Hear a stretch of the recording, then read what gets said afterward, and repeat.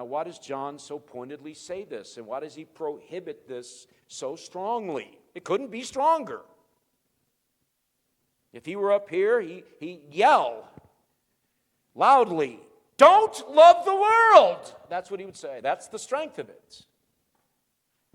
Why? Well, he tells us.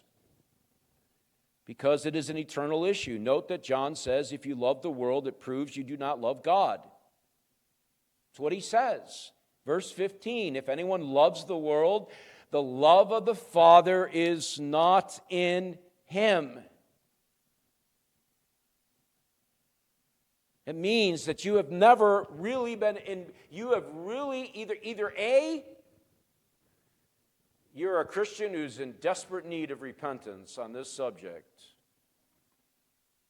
who's never given it a second thought because you got the golden ticket thing going, or you really don't know Christ at all.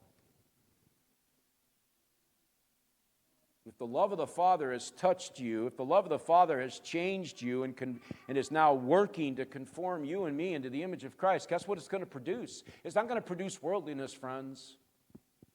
It's going to produce godliness. It can be no other way. That is what the Spirit of God has promised to do, to conform you and me into the image of Christ. Would you call him worldly? He's a man who didn't have a place to lay his own head. He had a treasurer, but he was pretty poor. I don't know why he had one. He didn't have much money.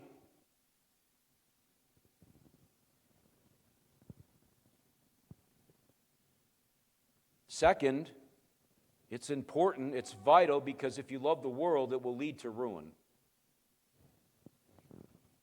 That's what John says there at the end of the text when he says, and the world is passing away along with its desires, but whoever does the will of God abides forever. The obvious logical answer to that last phrase in verse 17 is that if you don't do the will of God, you won't abide forever.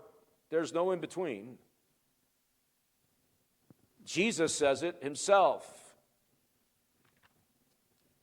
In direct contravention to the easy believism of his day and the easy believism of today's world, in Matthew chapter 7, and starting in verse 21 all the way through verse 27, this is what Jesus says. Not everyone who says to me, Lord, Lord, will enter the kingdom of heaven, but the one who does the will of my Father who is in heaven. Oh, works righteousness. No. If your righteousness does not exceed the scribes and the Pharisees, what is his point? His point is that their righteousness was on the outside. It was all for show. There was no no internal righteousness. There was no changed life. But if you say, I'm a Christian, that there's a change of heart and a change of life and a change of priorities and a change of ideals, then you will do the will of the Father. Because the Spirit will make sure you do. Not everyone who says to me, Lord, Lord, will enter the kingdom of heaven, but the one who does the will of my Father who is in heaven. On that day, what day? Judgment. The day of their death, the day of the great judgment. On that day, many will say to me, Lord, Lord. There it is again, that double use of the name, thinking, the person speaking, thinking they've got some relationship with him. Did we not prophesy in your name? Sounds like a good thing. Cast out demons? That sounds like a good thing too. Do many mighty works in your name? And then I will declare to them, I never knew you. Depart from me, you workers of lawlessness. Everyone then who hears these words of mine and does them will be like a wise man who built his house on the rock. And the rain fell and the floods came, and the winds blew and beat on that house. It did not fall because it had been founded on the rock. And everyone who hears these words of mine and does not do them will be like a foolish man who built his house on the sand. And the rain came, the rain fell, and the floods came, and the winds blew and beat against that house, and it fell. And great was the fall of it.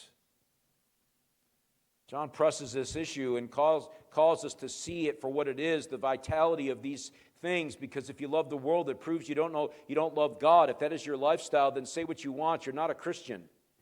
And if you love the world, if you're not a Christian, then, Christianity 101. It leads to ruin, destruction, eternity apart from God, in a very uncomfortable circumstance, putting it mildly.